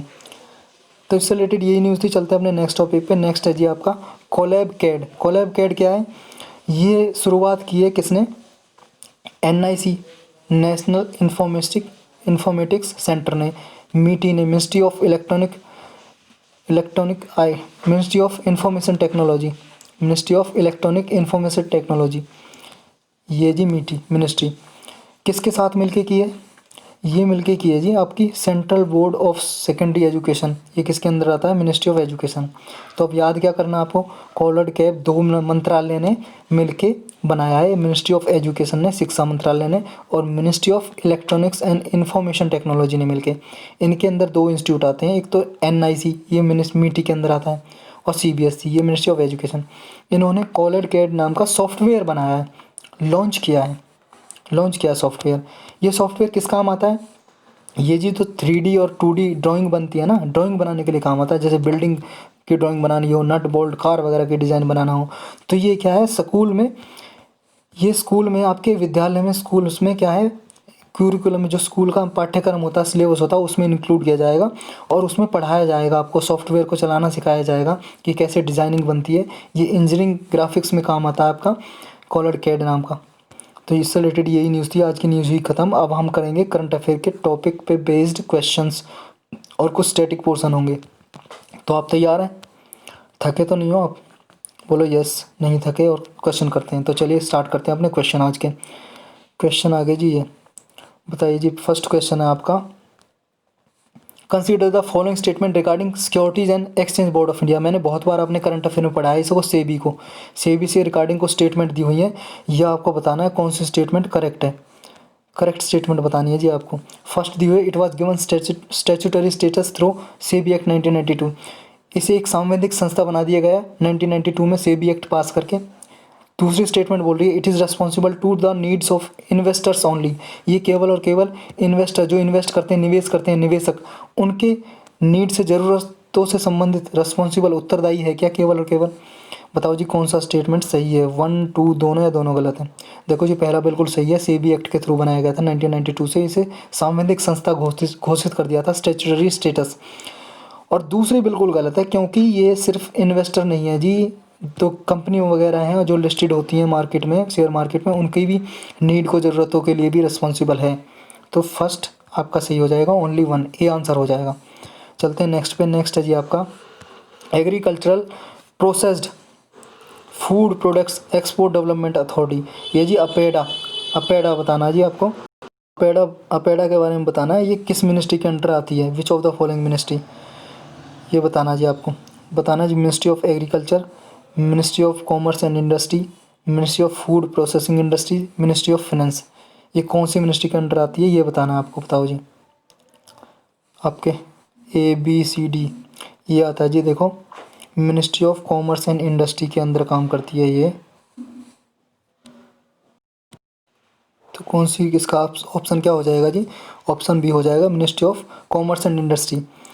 नेक्स्ट क्या जी, नेक्स्ट है आपका, विच of the following country does not share its border with UAE। UAE एक कंट्री है जी, यूनाइटेड अरब अमीरात। ये मिडल ईस्ट में मतलब आती है जी, आपकी वेस्ट एशिया में आती है ये कंट्री। तो ये इसके अराउंड कौन कौन सी बॉर्डर कंट्री लगती हैं और कौन सी नहीं लगती है, आपको इस क्वेश्चन में ये बताना है। ये 4 कंट्री दी हुई हैं, कौन सी नहीं लगती है border, Iran, Qatar, Oman, Iraq. बताओ जी कौन सी कंट्री नहीं लगती है? देखो जी, इसमें आपकी कतार, ओमान, ईरान ये बॉर्डर लगती हैं, लेकिन इराक नहीं लगती है। लेकिन कतार पे भी आपका डिस्प्यूट चलता रहता है कि इसके साथ बॉर्डर लगाती है या नहीं लगाती है, कि छोटे छोटे आइलैंड हैं आपके, तो इस पर भी बॉर्डर लग सकता है। लेकिन यहाँ इराक भी है, तो शायद इसका आंसर ना इराक हो जाएगा, डी। कैसे, मैं दिखाता हूँ आपको मैप पे। ये देखो जी, ये है यूनाइटेड अरब अमीरात, UAE। ये ओमान है आपका, ओमान के साथ बॉर्डर लगाती है, सऊदी अरबिया के साथ भी लगाती है ये, और आपका ईरान के साथ भी मैरी टाइम बॉर्डर है इसका। और ये जी आपका कतर के साथ भी, लेकिन इराक के साथ नहीं है दूर दूर तक भी। इराक क्या है, ईरान के यहाँ पे स्थित है, कहीं पे यहाँ पे लोकेटेड है इराक, तो इराक इसमें आंसर हो जाएगा, समझे? तो आपके बॉर्डर भी देख भी लिया आपने कौन कौन सी कंट्री आती हैं। चलते हैं नेक्स्ट पे। नेक्स्ट है जी, कंसीडर द फॉलोइंग स्टेटमेंट। को स्टेटमेंट दी हुई है, आपको ये बताना है, एंटीबॉडीज से रिलेटेड स्टेटमेंट दी हुई है, कौन सी करेक्ट स्टेटमेंट है, करेक्ट स्टेटमेंट बताना है आपको। फर्स्ट बोल रही है, antibodies bind to the surface structure of bacteria और viruses and prevent their replication. जब एंटीबॉडीज़ होती हैं, मान लो जब बॉडी में जाती हैं, तो बॉडी के अंदर जो भी बैक्टीरिया और वायरस होता है, उसके क्या, उसके सरफेस से बाइंड हो जाती हैं, चिपक जाती हैं एंटीबॉडीज़। जो क्या है, जो वायरस होते हैं जो फैलते रहते हैं, उनको ना स्प्रेड होने से बचाती है, रेप्लिकेट होने से। मतलब क्या है कि एक वायरस से 2 3 वायरस बनते हैं, उन तीनों से फिर 3 3 ऐसे वायरस बनते रहते हैं ना, उनसे रोकती है। तो ये बताना सही है कि गलत है। सेकंड बोल रही है nanobodies are antibody fragment that can be produce by bacteria और यीस्ट। नैनो बॉडीज़ क्या है, एंटीबॉडीज़ के फ्रेगमेंट है, एंटीबॉडीज़ का ही पार्ट है नैनो बॉडीज़, और वो बैक्टीरिया और यीस्ट से प्रोड्यूस की जा सकती हैं क्या, ये बताना आपको। थर्ड बोल रही है producing nanobodies is difficult and time consuming and therefore not suitable for widespread use. जो नैनो बॉडीज़ हैं उनको प्रोड्यूस करना, पैदा करना बहुत ही डिफ़िकल्ट, कठिन होता है क्या, टाइम कंज्यूमिंग, मतलब बहुत ज़्यादा समय लगता है क्या, इसलिए ये वाइड स्प्रेड यूज़ के लिए सूटेबल नहीं है, उपयुक्त नहीं है कि एंटीबॉडीज़ को यूज किया जा सकता है बहुत ज़्यादा। तो ये बताना आपको कौन सी स्टेटमेंट, करेक्ट स्टेटमेंट बतानी है आपको इसमें से। बताओ जी स्टेटमेंट करेक्ट कौन सी है। आपके आंसर हैं 1 2 1 ओनली 2 3 1 3। बताओ जी कौन से। ये देखो पूरा क्वेश्चन देखो आप। देखो जी फर्स्ट बिल्कुल सही है। एंटीबॉडीज़ क्या है, वायरस और बैक्टीरिया से जाके बाइंड हो जाती है, चिपक जाती है और उन्हें रेप्लिकेट नहीं करने देती, प्रिवेंट रेप्लिकेशन। सेकंड भी सही है। नैनोबॉडीज़ क्या है, एनीबॉडी एंटीबॉडी होती हैं, उसका ही फ्रेगमेंट होती है नैनोबॉडीज़, और बैक्टीरिया और यीस्ट से प्रोड्यूस की जा सकती है नैनोबॉडी। लेकिन थर्ड स्टेटमेंट बिल्कुल गलत है जी, क्योंकि नैनोबॉडीज़ को करना बहुत ही सिंपल तरीके से प्रोड्यूस किया जा सकता है, बल्कि एंटीबॉडीज़ को प्रोड्यूस करना बहुत डिफ़िकल्ट होता है और टाइम कंज्यूम होता है एंटीबॉडीज़ को। लेकिन नैनोबॉडीज़ बहुत ही सिंपल तरीके से बहुत ही कम समय में प्रोड्यूस की जा सकती हैं। तो इसका आंसर हो जाएगा जी 1 2 ए ओनली। चलते हैं अपने नेक्स्ट पे। नेक्स्ट क्या जी, नेक्स्ट है जी आपका ग्रेट बैरियर रीफ से रिलेटेड है। Great barrier reef is the world's largest coral reef system. Coral reef होती हैं जी, कोरल रीफ क्या है, ओशियंस में क्या है, कैल्शियम कार्बोनेट होता है कोरल पोलिप्स में। कोरल पोलिप्स होती हैं, एक मान लो आप ओशियंस में ऑर्गेनिज्म होते हैं, जीव होते हैं, कोरल पोलिप्स। ये क्या मर जाते हैं, इसमें कैल्शियम कार्बोनेट होता है CaCO3 कैल्शियम कार्बोनेट। इनकी मरने के बाद ना बहुत बड़ी इकट्ठा होते जाते हैं, पहाड़ी सी बन जाती है और बहुत सारे खूबसूरत कलरफुल डिज़ाइन बन जाता है। इन्हीं को बोलते हैं कोरल रीफ।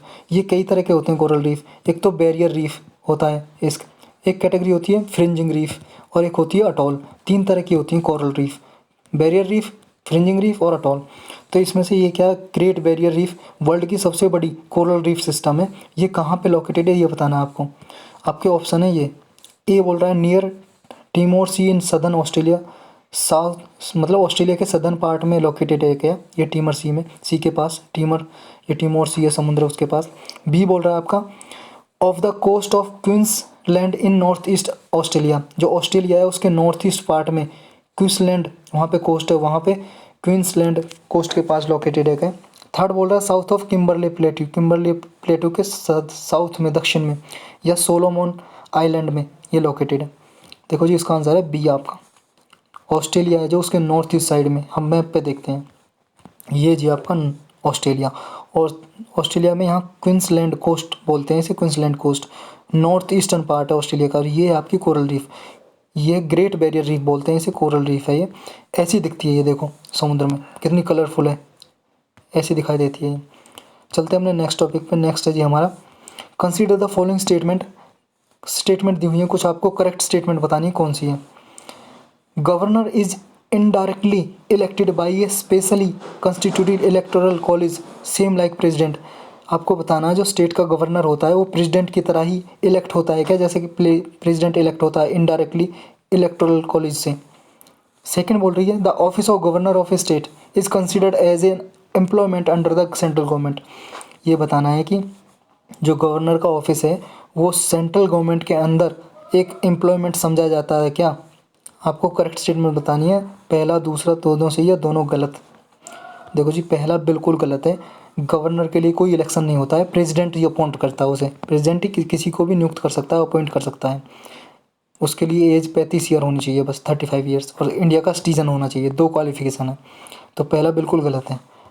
और दूसरा भी बिल्कुल गलत है। कैसे कि office of governor central government के अंडर नहीं है, ये कॉन्स्टिट्यूशनल पोजीशन है, ये सेंट्रल गवर्नमेंट के अंदर नहीं आता। तो जी दोनों गलत हो जाएंगे। आंसर हमारा करेक्ट बताना था, करेक्ट तो कोई सा भी नहीं है जी, दोनों गलत है। तो नाइदर 1 नाइदर 2 करेक्ट, यानी कि डी ऑप्शन हो जाएगा हमारा। चलते हैं नेक्स्ट पे। नेक्स्ट क्या है जी, कंसीडर द फॉलोइंग स्टेटमेंट। कुछ स्टेटमेंट दी हुई है, ये आपको कंसीडर करनी है, कौन सी स्टेटमेंट करेक्ट है ये बताना आपको। करेक्ट स्टेटमेंट, स्टेटमेंट क्या क्या है स्टेटमेंट जी है आपकी। फर्स्ट स्टेटमेंट बोल रही है global warming potential is a measure of how much energy the emission of 1 ton of any green house gas will absorb over a given period of time relative to the emissions of 1 ton of carbon dioxide. पहली statement बोल रही है global warming, पता ना आपको, environment में जो atmosphere होता है हमारा अर्थ का एटमॉस्फेयर, उसका gradual temperature increase in gradual temperature of earth atmosphere, मतलब अर्थ के वातावरण में जो टेम्परेचर, एवरेज टेम्परेचर का बढ़ना ही ग्लोबल वार्मिंग कहलाता है। मतलब विश्व गर्माहट बढ़ना, मतलब पूरे विश्व में ग्लोबल वार्मिंग। और ये स्टेटमेंट बोल रही है ग्लोबल वार्मिंग, जो ग्लोबल वार्मिंग पोटेंशियल होता है वो इससे रिलेटेड होता है कि जितनी greenhouse 1 ton green house gas जैसे CO2 होगी, आपकी मीथेन होगी, CH4 होगी, वाटर वेपर हो गए, तो 1 टन ऑफ, अगर 1 टन उसका ग्रीन हाउस गैस का होगा तो वो कितनी कार्बन डाइऑक्साइड है, जैसे वो कितना क्या है कि कितना कोई वो एब्जॉर्व करेगा, कितने टाइम के लिए, गिवन पीरियड टाइम के लिए एब्जॉर्व करेगा, कितने टन CO2, मान लें CO2 हो गया आपका, कितने टन ये टेम्परेचर है जो हीट है एब्जॉर्व करेगा। तो उस ये होता है green warming potential, global warming potential, ये बताना है आपको। ये स्टेटमेंट बोल रही है कि ये सही है या गलत है। दूसरी स्टेटमेंट बोल रही है larger the global warming potential, जितना ज़्यादा ग्लोबल वार्मिंग पोटेंशियल होगा, मतलब जितना ज़्यादा कोई भी गैस है, मान लें CO2 है, इसकी जितनी ज़्यादा कैपेसिटी होगी टेम्परेचर एब्जॉर्व करने की, ग्लोबल वार्मिंग पोटेंशियल यही हो गया किसी गैस की एबिलिटी टेम्परेचर को एब्जॉर्व करने की, सोखने की। तो ये जितना ज़्यादा पोटेंशियल होगा उतना ज़्यादा ही global green house gas warms the earth compare to CO2 over that time period. मतलब अगर किसी का पोटेंशियल ज़्यादा होगा ग्लोबल वार्मिंग का तो वो उतना ज़्यादा ही क्या है, गर्म करेगा अर्थ को। थर्ड बोल रही है the time period usually used for global warming potential is 10 year. जो ग्लोबल वार्मिंग पोटेंशियल के लिए टाइम पीरियड है कैलकुलेट करने के लिए वो लगभग 10 साल लिया जाता है। तो आपको करेक्ट बतानी है जी, बताओ 1, 1, 2, 1, 3, 1, 2, 3। देखो जी पहले बिल्कुल सही है, ग्लोबल वार्मिंग पोटेंशियल यही होता है कि कितनी गैस कितनी टेम्परेचर सोख रही है, वो कितने टन।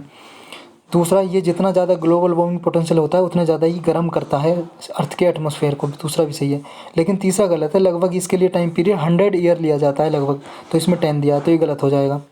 तो हमारा 1 एंड 2 बी आंसर बिल्कुल करेक्ट हो जाएगा। चलते अपने नेक्स्ट पे। नेक्स्ट क्वेश्चन क्या है जी, नेक्स्ट है आपका कंसीडर द फॉलोइंग स्टेटमेंट। कुछ स्टेटमेंट दी हुई है, करेक्ट बताना है आपको। Nagaland shares it border with Myanmar, Nagaland Myanmar के साथ बॉर्डर शेयर करता है, ये करेक्ट है, सही गलत है, अनकरेक्ट है, बताना आपको। सेकंड बोलिए Nagaland is bordered by 2 Indian state, जो नागालैंड है इंडियन के 2 स्टेट के साथ बॉर्डर लगाता है। थर्ड बोल रही है article 371A of the constitution confers the special provision on Nagaland, जो आर्टिकल 371 है हमारे संविधान का वो नागालैंड से संबंधित है। बताइए 1, 2, 1, 3, 2, 3 या 1, 2, 3। देखो जी इसमें दूसरी स्टेटमेंट बिल्कुल गलत है। अगर आपको एक स्टेटमेंट भी पता ना ये गलत है, और ये तो पता ही होना चाहिए आपको, क्योंकि नागालैंड 2 स्टेट से बॉर्डर नहीं लगाता, 2 से ज़्यादा से लगाता है। हाँ, नागालैंड म्यांमार से बॉर्डर लगाता है, और आर्टिकल ये मान लो ये आर्टिकल पता भी नहीं है, दूसरी स्टेटमेंट पता है आपको, तो आप दूसरी स्टेटमेंट हटा दोगे यहाँ से, दूसरा इसमें है, इसमें है, इसमें है, तो ये तीनों कट जाएंगे, तो आंसर हो जाएगा बी हमारा 1 एंड 3। अब देखते हैं नागालैंड के बारे में, कहाँ से बॉर्डर लगाता है। ये देखो, ये जी आपका नागालैंड, पेन चेंज कर लेते हैं, ये आपका नागालैंड न, ये आपका म्यांमार, इधर नागालैंड म्यांमार से बॉर्डर लगाता है, हाँ बिल्कुल करेक्ट। नागालैंड अरुणाचल प्रदेश से बॉर्डर लगाता है, असम से लगाता है, मणिपुर से, मतलब 3 स्टेट से बॉर्डर लगाता है, वहाँ पे लिखा है 2 स्टेट, तो इसलिए इनकरेक्ट हो जाएगा। और आर्टिकल 371A में स्पेशल प्रोविज़न दी गई है नागालैंड के लिए। तो आज का लेक्चर हमारा इतना ही था, ख़त्म हुआ। तो कैसा लगा लेक्चर आप कमेंट सेक्शन में बता सकते हो। जो टॉपिक आपको समझ नहीं आता है, कोई भी टॉपिक आप कमेंट में दे सकते हो, वो हम अपने करंट अफेयर के लेक्चर में इंक्लूड कर लेंगे और आपको समझाया जाएगा बिल्कुल अच्छे तरीके से। तो ज़्यादा से ज़्यादा शेयर करो जी, प्लीज़ शेयर ज़रूर करना है।